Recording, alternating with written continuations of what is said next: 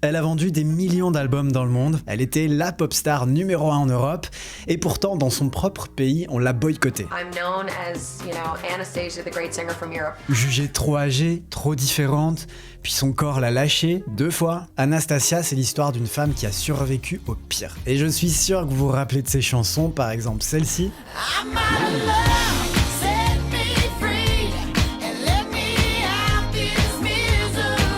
Ou encore celle-là.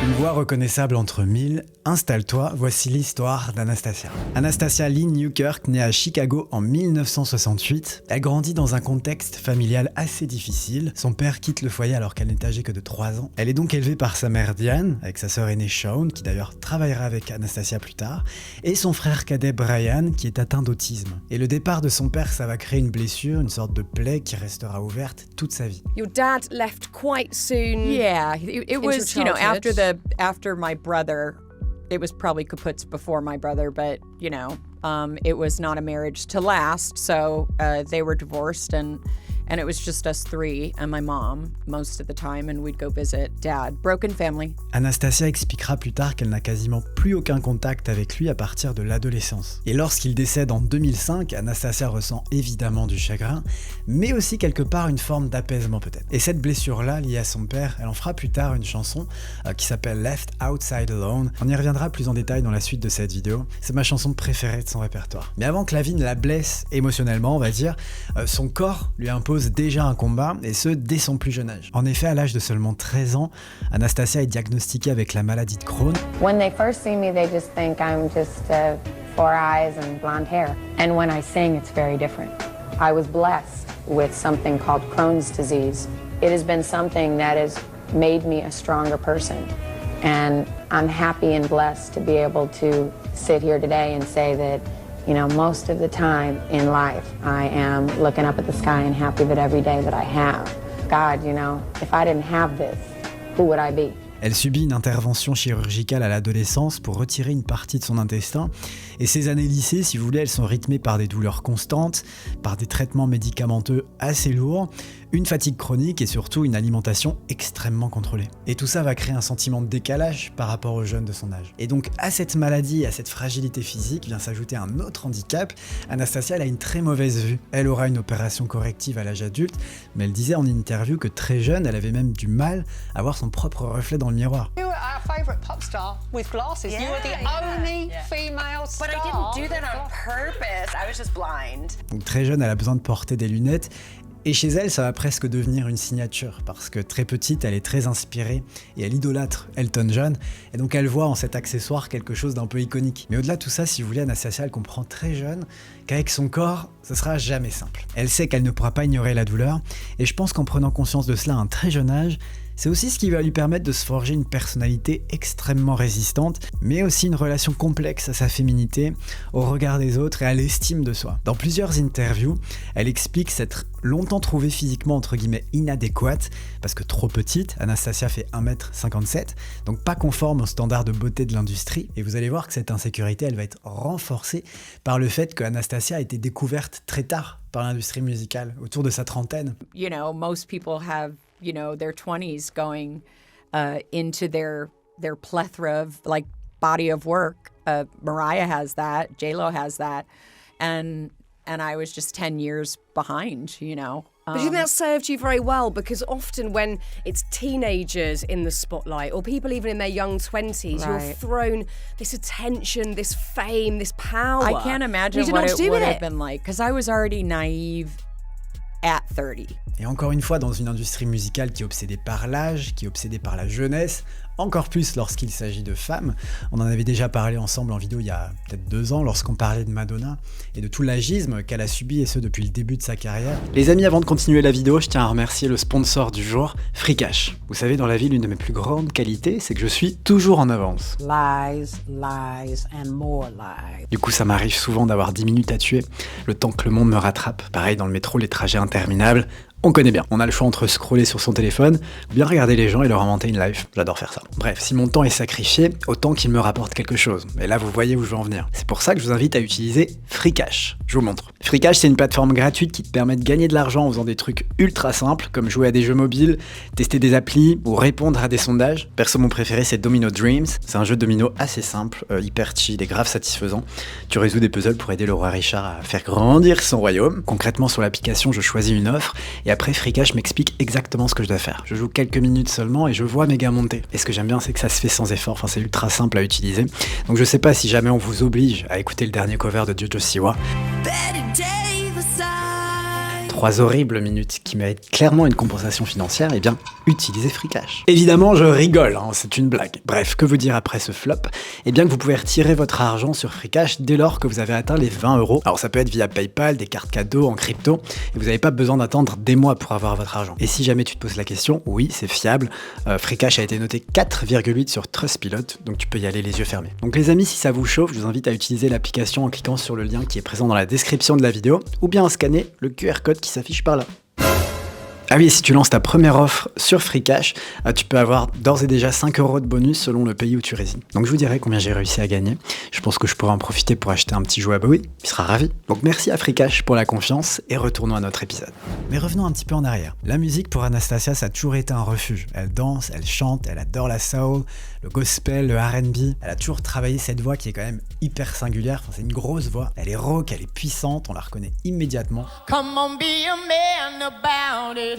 You won't die. I ain't got no more tears to cry, and I can't take this no more. You know I gotta let it go, and you know. Selon moi, c'est une force immense pour un artiste d'avoir une signature, une identité vocale qui soit aussi marquée, installée, reconnaissable. Et pourtant, avant qu'Anastasia explose dans le monde, cette voix, elle a longtemps été un fardeau. Contrairement à beaucoup d'artistes pop de sa génération, Anastasia, elle est restée très longtemps hors des radars. Un jour, un professionnel de l'industrie musicale lui dit, je cite, « Ta voix ressemble à celle de Chaka Khan, mais on entend que tu n'as pas grandi dans le ghetto. » Il lui dit même que pour le public noir, sa voix est jugée entre guillemets trop blanche, et pour le public blanc, eh bien, elle est jugée trop noire. Il lui fait comprendre qu'elle est entre deux mondes, qu'elle n'a pas vraiment sa place, et ces mots-là, je les trouve hyper violents pour une artiste. À ce moment-là, Anastasia, elle enchaîne les refus, mais elle continue de chanter, elle continue de danser, elle fait pas mal d'auditions, elle ne lâche pas l'affaire. Mais bon, pour percer dans la musique, vous le savez, c'est un chemin qui est très long, qui est parfois semé d'embûches. Elle travaille sans relâche, elle donne tout ce qu'elle a, mais voilà, force est de constater qu'elle n'arrive pas à obtenir un vrai contrat. Et quand vous essuyez autant de refus, ça fatigue émotionnellement, on se décourage, on perd confiance en soi, et donc au bout d'un moment, Anastasia, elle envisage même d'arrêter la musique. Le vrai tournant dans sa carrière, il arrive en 1999, grâce à l'émission The Cut. The Cut, c'est un concours de talent diffusé sur MTV.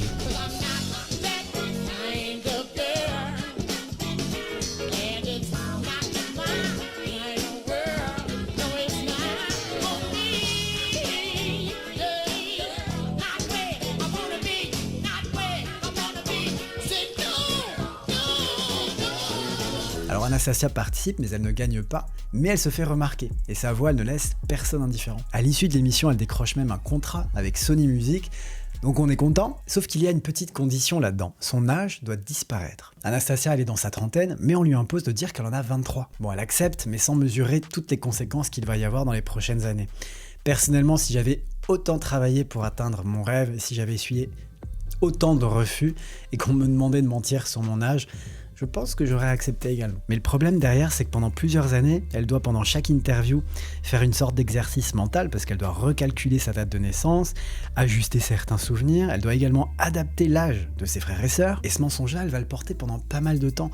Et au bout d'un moment, c'est quelque chose qui va la mettre terriblement mal à l'aise. Mais en fait, à ce stade, elle n'a pas trop le luxe de pouvoir refuser. Elle a attendu tellement longtemps, elle peut pas laisser passer cette chance. Donc déjà là, si on récapitule, avant même d'accéder à la gloire, Anastasia, elle est confrontée à pas mal de choses qui sont quand même très lourdes. Une santé fragile, un rapport assez complexe avec sa féminité, un âge qui visiblement dérange pas mal, donc on lui demande de mentir là-dessus, et encore une fois une voix puissante, mais qui pose problème parce qu'on la juge inclassable.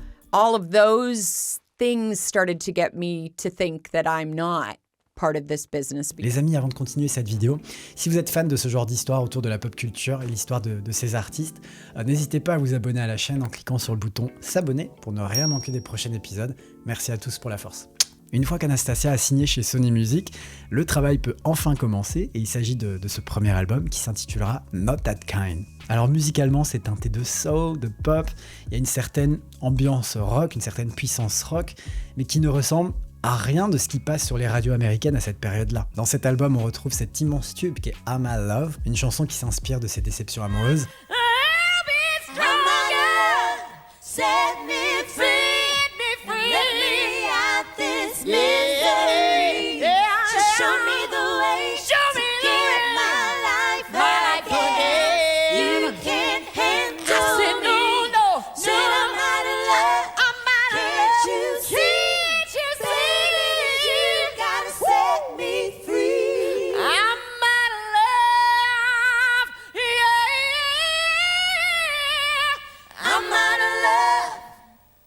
Et lorsque le single sort au début de l'année 2000, l'effet il est immédiat, mais pas forcément là où on l'attend. Par exemple en Australie, le titre est devenu un immense phénomène, c'est le single le plus vendu de l'année 2000. En Europe c'est pareil, le succès il est fulgurant, la chanson elle est partout. Je me rappelle même demander à ma mère de m'acheter le single, du moins supplier ma mère d'acheter le single. L'album Not That Kind entre dans le top 10 de nombreux pays, il se vend à plus de 2 millions d'exemplaires.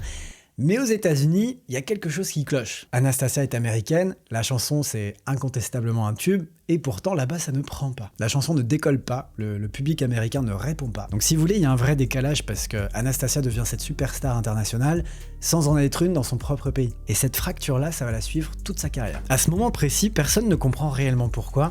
Alors on pourrait se dire qu'il s'agit d'un manque de promo, mais en réalité c'est pire que ça. C'est juste que la chanson, elle n'est pas diffusée, elle ne circule pas, comme si elle était boycottée par les radios. Anastacia expliquera d'ailleurs plus tard en interview qu'il s'était passé quelque chose qu'elle ne pouvait pas maîtriser. Elle parle d'un conflit interne chez Sony, puis d'un problème avec les radios américaines, une guerre d'ego, de pouvoir, de représailles. En fait, elle n'en connaîtra jamais exactement les détails. It was a record company radio station thing, and I happened to be the artist that was launching at the time that they were having whatever they were having issue. And so my name was the name that they used to get back at the radio station used to get back at the record company. So they didn't meet me, they didn't know me. They were just like, okay, we're not playing Anastasia. And so that pretty much was, once you're not on radio in America, it's kind of like, wah, wah. I got on TV shows, I was able to do a lot of different things. I have fans there, but I never really went into the mainstream. And because I ended up continuing to do Europe, I'm not saying I prefer it because I don't know any different, but I really do love the person that I was able to become because of the cultures I've been surrounded by. Ce qu'elle sait en revanche, c'est que son nom devient persona non grata sur certaines des playlists américaines. Et dans l'industrie musicale, et peut-être même plus dans l'industrie musicale américaine, lorsque la radio vous ferme la porte, il y a tout qui s'arrête. Surtout à cette période-là d'ailleurs, puisque nous étions en 2000, donc bien avant l'ère digitale et bien avant l'ère streaming. Résultat, Sony Music prend une décision stratégique mais aussi radicale. Plutôt que de s'acharner sur un marché qui est verrouillé, qui n'est pas réceptif, eh bien l'Amérique, on la met de côté et ils vont concentrer tous leurs efforts sur l'Europe. Et ça marche de ouf, puisque lorsque le premier album sort, l'Europe, elle adhère immédiatement. Alors à sa musique, certes, mais aussi au personnage que représente Anastacia. Et je trouve que déjà à cette période, il y avait tout un branding autour d'elle que je trouvais formidable et qui lui aussi était très reconnaissable, quoi. Mais vous vous en doutez, derrière cette success story, comme tant d'autres d'ailleurs, la réalité est beaucoup moins idyllique. Anastacia travaille sans relâche, promo, interview, tournée, enregistrement, toujours en déplacement, elle est partout sauf chez elle. Et surtout, il y a quelque chose de choquant dans cette histoire, c'est que malgré le fait qu'elle soit devenue une superstar, malgré les millions d'albums vendus, il n'y a pas d'argent qui rentre. Dans plusieurs interviews, elle explique que les revenus générés par les ventes européennes mettent des années à lui parvenir. D'ailleurs, une des interviews qui m'a beaucoup marqué lorsque j'ai fait mes recherches pour cette vidéo, c'est qu'on la faisait voyager en jet privé, qu'on l'habillait avec des pièces de grands designers, de grands couturiers, alors qu'à côté de ça, son compte bancaire, lui, était presque vide. Vu de l'extérieur, on la voit comme une superstar, mais en réalité, en backstage, elle est sous pression et financièrement, surtout, elle ne se sent pas en sécurité. Elle n'a pas de contrôle. D'ailleurs, quand elle va passer au deuxième album, on sent qu'elle a une envie de revanche, ou du moins de régler ses comptes. Je pense à la chanson Paid My Dues. Ce deuxième album, il s'appelle Freak of Nature, il sort en 2001. Un titre qui en dit long, me direz-vous. En fait, je trouve qu'il évoque ce qu'elle est devenue aux yeux de l'industrie, une sorte d'anomalie, un physique qui ne correspond pas aux standards de l'époque, et l'histoire d'une artiste qui ne rentre dans aucune case. I want the word freak to be a positive word. I don't want it to be negative anymore because in my career coming out, it was negative. So I want the word to be positive. I want people to not feel like they need to be freaks. of negative. They need to be freaks of positive. Being a freak is a good thing. And that's why I choose. Alors plutôt que de se formater et de lisser toutes ces caractéristiques, toutes ces aspérités, elle va faire le contraire, elle va les renforcer, elle va les accentuer. Comme je vous disais, le premier single, Paid My Dues, c'est un peu une réponse à tout ça.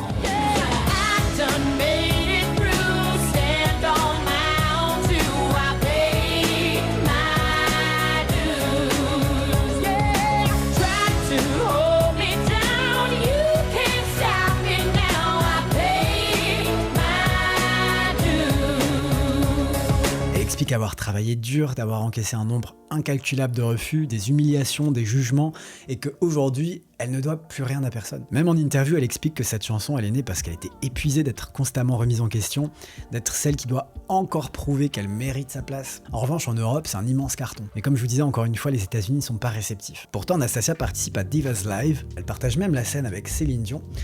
Malheureusement, les retours vont être très mauvais. En fait, leur reprise de You Shook Me All Night Long est très critiquée. Certains médias vont jusqu'à dire que c'est l'une des pires reprises live de l'histoire du programme.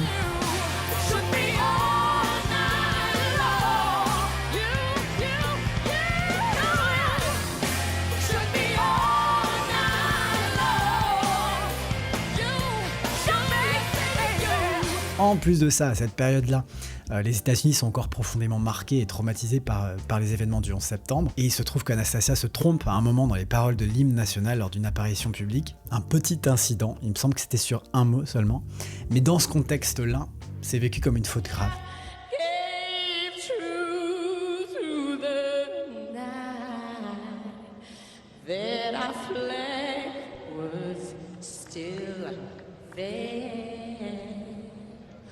Oh, say does that star-spangled banner yet wave?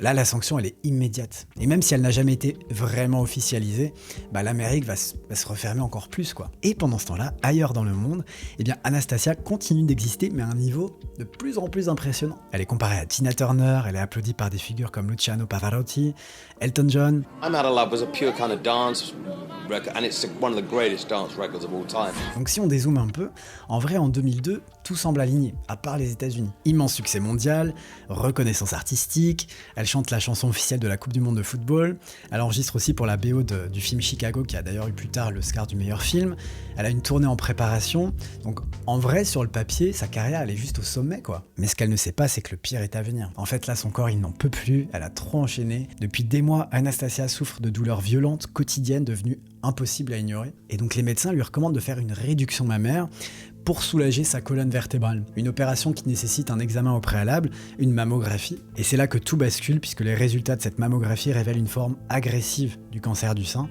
Et quand elle apprend ça, elle l'explique plus tard en interview, je la cite, elle s'effondre, sa mère la tient dans ses bras, sa sœur pleure au téléphone, et dans sa tête, elle se dit que c'est fini.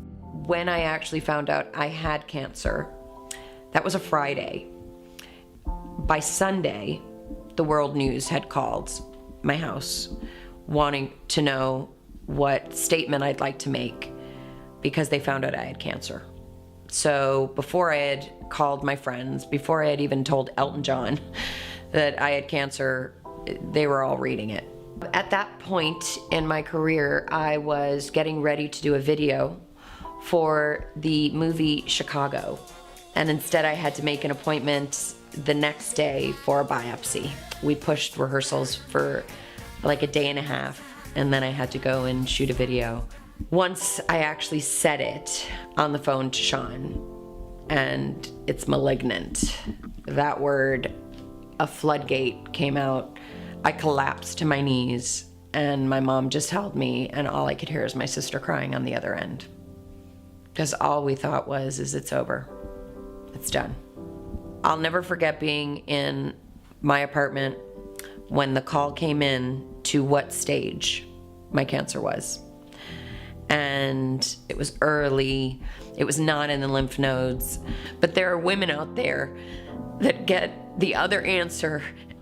They don't have the support group, and it just broke my heart that I was ready to go that extra mile and do it. And I got the answer most people want, and I'm grateful for it, but at the same time I felt so guilty. Elle n'a que 34 ans à cette période-là, mais pour le public, pour le grand public, elle en a encore moins. Alors l'opération est beaucoup plus lourde que prévu, puis viennent les traitements de radiothérapie, et tout ça va avoir un vrai impact sur son outil de travail, sa voix. En fait, à ce stade, elle ne sait même pas si elle pourra rechanter comme avant. Alors plutôt que de s'éloigner de la musique, Anastacia recommence à écrire, et rappelez-vous d'ailleurs de l'intro de Left Outside Alone, sa voix est plus douce, plus suspendue.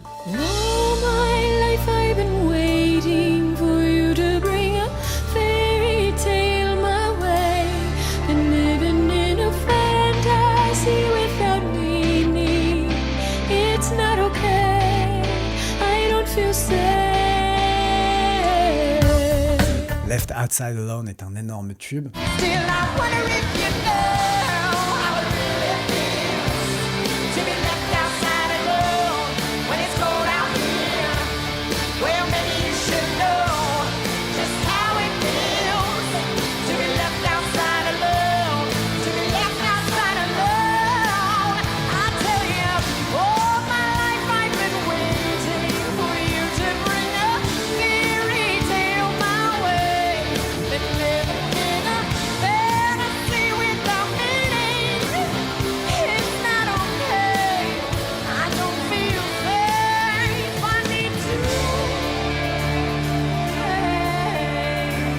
D'abandon, de rejet, d'une solitude aussi qui nous a été imposée. Un texte qui pourrait d'ailleurs autant parler d'une relation où la personne nous abandonne, autant qu'un père qui a quitté le foyer trop tôt, ou encore d'une industrie musicale qu'il a laissée de côté pendant des années. Left Outside Alone a été numéro 1 dans une dizaine de pays, c'est l'un des singles les plus vendus de l'année en Europe. L'album Anastacia, sorti en 2004, devient le deuxième album le plus vendu en Europe cette année-là. Elle lance sa tournée européenne qui sera d'ailleurs la plus lucrative de l'année. Et en parallèle, elle devient aussi une figure de la lutte contre le cancer du sein. Elle va créer The Anastacia Fund, dédié à la sensibilisation des jeunes femmes, souvent invisibilisées dans les campagnes de prévention. Et Anastacia, elle ose parler de ses cicatrices, elle ose montrer son corps. En fait, elle ose dire qu'on peut être féminine, on peut être sexy, on peut se montrer puissante, même avec un corps qui est marqué. Mais à côté de ça, Anastacia, ça fait des années qu'elle enchaîne, ça fait des années qu'elle vit avec cette fatigue chronique. Et il faut rappeler aussi que contrairement à beaucoup d'artistes de son époque, Anastacia ne triche pas sur scène. Ses concerts, c'est 100% en live, des chansons qui sont aussi très exigeantes vocalement parlant.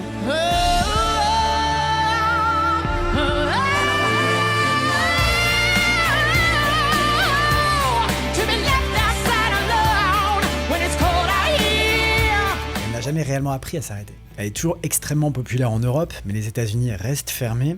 Ils ont tout de même tenté une promo américaine autour de Left Outside Alone. Il y avait un clip alternatif qui a été tourné, où elle apparaît d'ailleurs sans lunettes, contrairement à la version européenne. Et finalement, l'album Anastacia, dont est issu Left Outside Alone, ne sortira pas aux États-Unis. Et chez Sony Music, il y a eu de l'argent qui a été investi dans cette promo américaine qui a été avortée. Et lorsque l'industrie perd de l'argent, il faut le récupérer ailleurs. Une décision est prise, sans qu'Anastacia ait son mot à dire d'ailleurs, un petit best-of alors qu'elle n'en est qu'à son 3e album. Et comme si ça ne suffisait pas, cette période elle coïncide avec plusieurs autres événements. À savoir la mort de son père en 2005, une nouvelle alerte médicale où on craint que le cancer fasse son retour, et une fatigue chronique extrême qu'elle minimise publiquement. Ainsi en 2007, Anastacia se retire partiellement de l'industrie musicale, mais pendant qu'elle se reconstruit personnellement, sa carrière, elle entre dans une zone de plus en plus floue parce que lorsqu'elle revient avec un nouvel album en 2008, il y a quelque chose qui a shifté. Le contexte est totalement différent et surtout elle n'est plus en position de force. Elle a quitté Sony Music pour rejoindre Mercury Records chez Universal avec l'espoir de repartir sur de nouvelles bases. I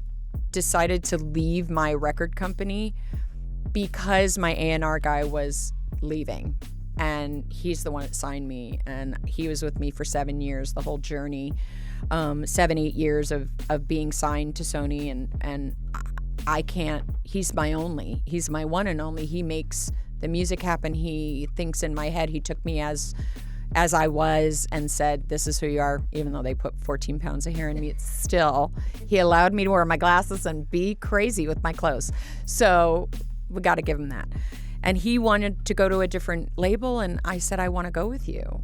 And that probably wasn't a very good idea, business-wise. Didn't quite think about that part, because mine was loyalty and artistry. Sauf que ce nouveau départ, il va se transformer en un glissement progressif hors de son identité de base et hors de son identité musicale. Dès les premières sessions de ce qui deviendra l'album suivant, Heavy Rotation, Anastacia sent qu'il y a quelque chose qui cloche, elle sent que le projet est pensé différemment. Là où elle avait construit sa carrière sur ce mélange très personnel de soul, de pop, de rock, qu'elle appellera d'ailleurs elle-même le sprock, on lui propose désormais autre chose, un repositionnement un peu plus R&B R&B contemporain, quelque chose de plus radio-friendly. Le truc, c'est que c'était pas son monde du tout. Le lead single de cet album, il s'appelle I Can Feel You. Il a d'ailleurs été écrit par Ne-Yo. I can feel you when you're